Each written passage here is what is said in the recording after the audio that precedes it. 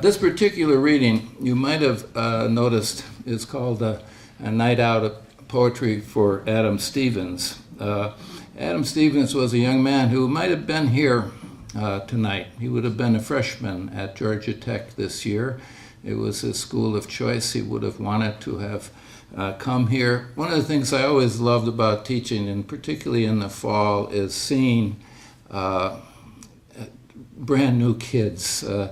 Most of them away from home for the first time, all of them a little bit dazed and confused and overwhelmed and weighted down with backpacks and stuff like that. And then gradually they're always trying to be cool, of course, at the beginning, but then they gradually do get cooler as the semester progresses, and they're more relaxed and they're more at home. And I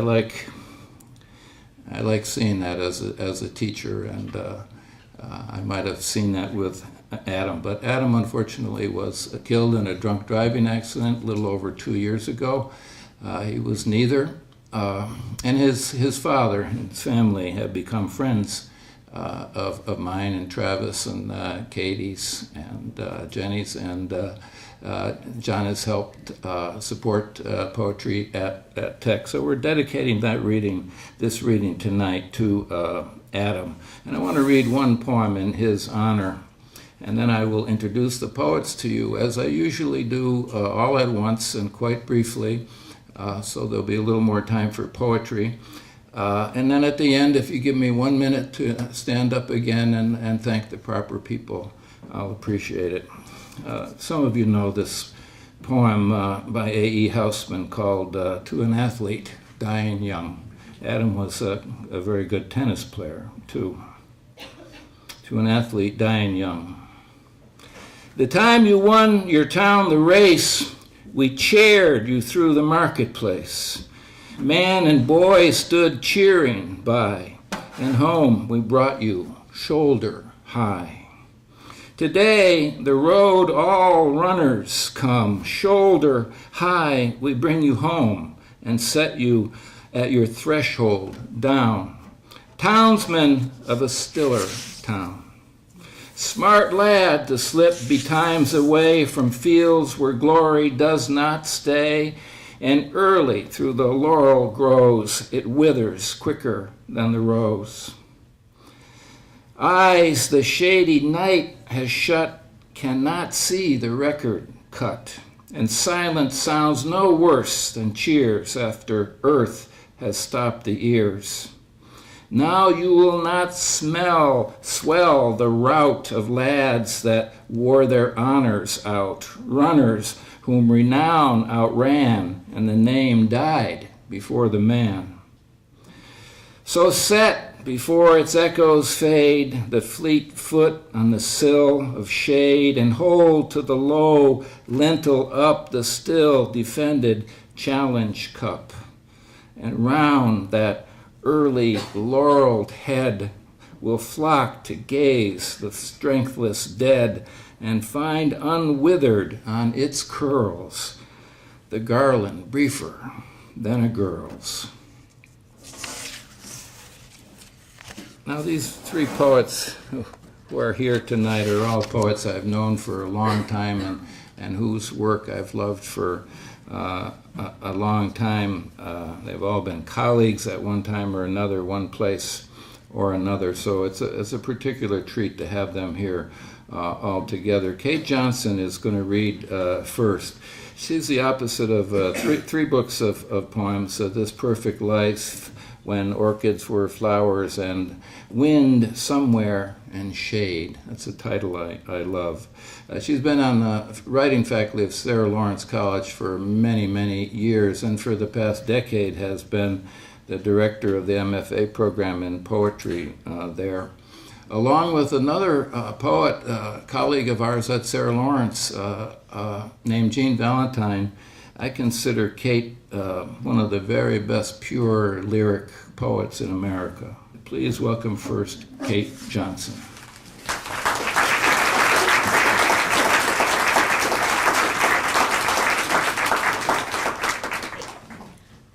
First of all, I want to thank Tom Lux for inviting me. And also Travis, wherever, I can't see there. Thank you so much for making this such a organized event, which Tom is not actually capable of. I'm gonna move this down a little bit so it won't be in your face. Okay, thanks.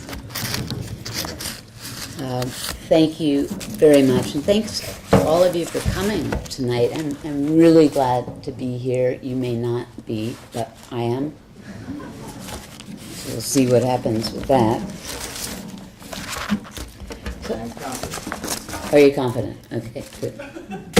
Have you been drinking? Sorry about that. I'm going to begin with a poet I love so much, Walt Whitman, and just an excerpt from his poem, A Noiseless Patient Spider. There's a thing about spiders. If they had little spider cowbells, I would not hate them so much. Like snakes, they slither along, they just surprise you. If they just sort of, then I'd know they're coming and it would be good. Whitman. And you, oh my soul, where you stand surrounded, detached in measureless oceans of space, ceaselessly musing, venturing, throwing, seeking the spheres to connect them. To the bridge you will need be formed, to the ductile anchor hold, to the gossamer thread you fling, catch somewhere, oh my soul.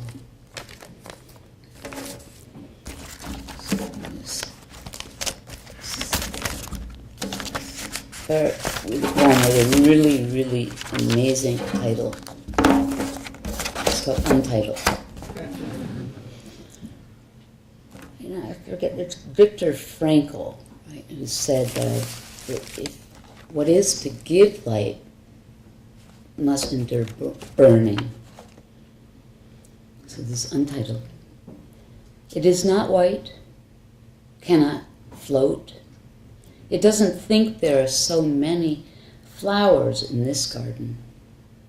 It is the iron darkness from inside, honest but liable to snag in the enemy's fat hand.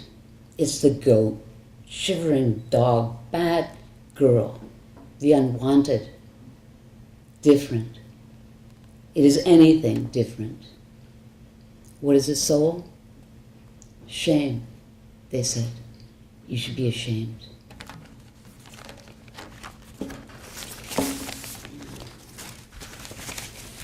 A slight theme possibly emerging. I'll depart from that theme soon. This is called Pourcel, which is from a later book. Pourcel. Sometimes I must speak roughly to it. Shut up, just do what I say. Because I've been watching the soul for a long time. The soul capitulates like a rabbit, to whom God gave no really useful defenses. Poor soul, it is not a mind that it can know itself, and so it is still capable of love.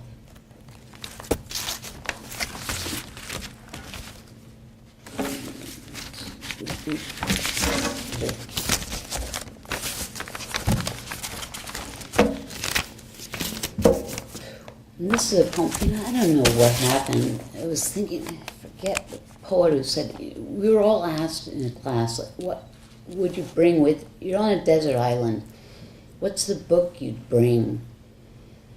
And somebody, I think a famous poet, Yeats, Wordsworth said, I'm just going to bring the word the. There's not much you can do with language without the. As I was thinking about that, I thought about, oh. As if she were to bump her shin in the night and utter a small, audible, oh. The doctor says, oh, as in things don't look good, or the baby that's growing there inside is no longer the baby there growing. Like Whitman's oh, gossamer thread, oh, filament, filament, filament. Or the O that comes into a room after the wind has filled the curtains and emptied them. Just O. What causes it? Causes what is not to be? Whichever O in theology you prefer. The same way, sweetheart, I love the sex, but I don't love you, equals O. Or maybe the oh no, what the hell. It's nothing dramatic. Not the oh of a funeral, but of a year later when you simply look up from your work and remember that she's gone. Oh, like omission. It's nothing I can put my finger on. Nothing that can be grieved for or raged against. To miscarry, to put the lame collie down. And how many years now since your friend passed away? So I lose my wallet or the tip of my index finger. With everyone else, I'm standing on a continuum of fairly average losses, all supportable, shrewd blows. O's, zeros, noughts. An absence of something so profound it bears down on the soul, as if I were to take some nails and hammer them into the water, just small nails, driven deeply.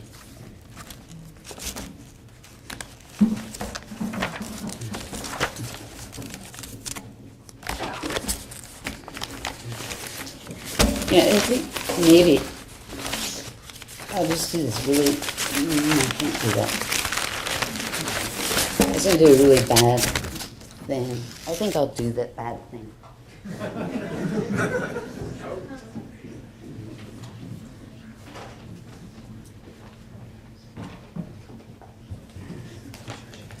If I can redeem myself after this poem, I will certainly try to.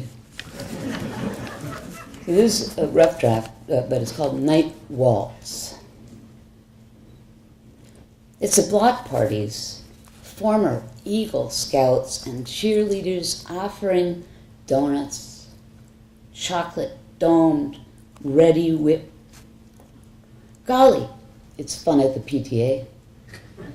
That warm, soupy feeling delivering turkeys to the homeless gives me not goodness per se, but overwhelming goodness. Makes my blood curdle with curses, so that after church, after knee socks, and we finish singing Amen and Hallelujah, a dark wing blackens my heart. And I have a divine need to sit under some shady-looking trees and pick songbirds off the branches with a pellet gun. Only the pretty ones. And depending on what was for breakfast, I may later eat a few. Feathers first. It's true. Guardian angel pins and politicians kissing babies send me wandering down the middle of the road under a blue November mood, desiring only a bit of flattened fauna, a carcass of raccoon or possum, which I might lift up in a delicate ballroom dance. The entrails I've read and the furry faces on these dead bespeak a sudden realization registered right before the bumper did. Addy fucking os, amigos. This is what the world can do, will do. It's pure and unadulterated innocence that makes the bodies of young girls turn up in shallow graves from here to a one-sided trust in random acts of kindness that goes rancid in my veins and drives me desperate to strike a balance, add a dash of devil to the daylight, lower my horns and point my pointy little pitchfork. Even now, 2 cats are poaching in the microwave. And I can verify they do sometimes explode or shrivel to a similitude of Cornish game hens. As you can imagine, I don't have that many friends. But when I dance, I wrap the coon's smooth black paws around my neck and we sway amid long shadows of telephone poles and trees like gallows, cheek to cheek, while her banded tail, languid and fern-soft, brushes against my knees. In redemption is going to have to come very, very, very soon. Uh-oh, it's not coming yet. So, to end with new poems. This one has another absolutely amazing title. I mean, Tom Lux was my teacher, and he said, don't put a title on the poem. Like, what are you doing? Honor the poem. Put a title on it. So this is called Poem.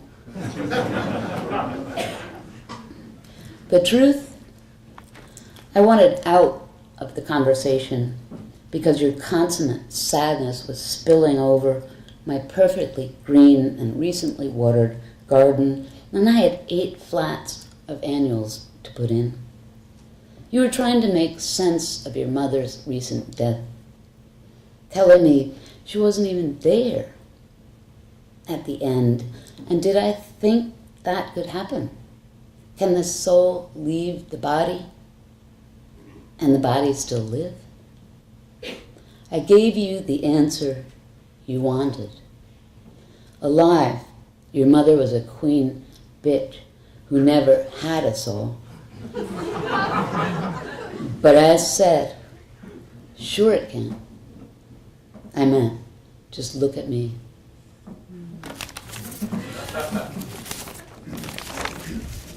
So, and I'm going to read Father's Day. It was a great event. It's Father's Day. He comes to my house, parks right on the lawn, gigantic red Porsche, smashes my father's car through the fence, down into the house. It was really a great Father's Day.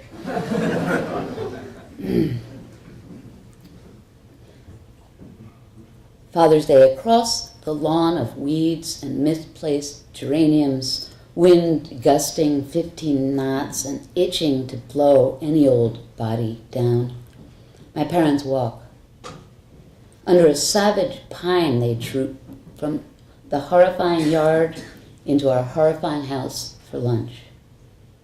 They must wonder what it's like to die, but their voices are thickly layered with the this and that again of how they met under a table at a loud cocktail party in their 20s.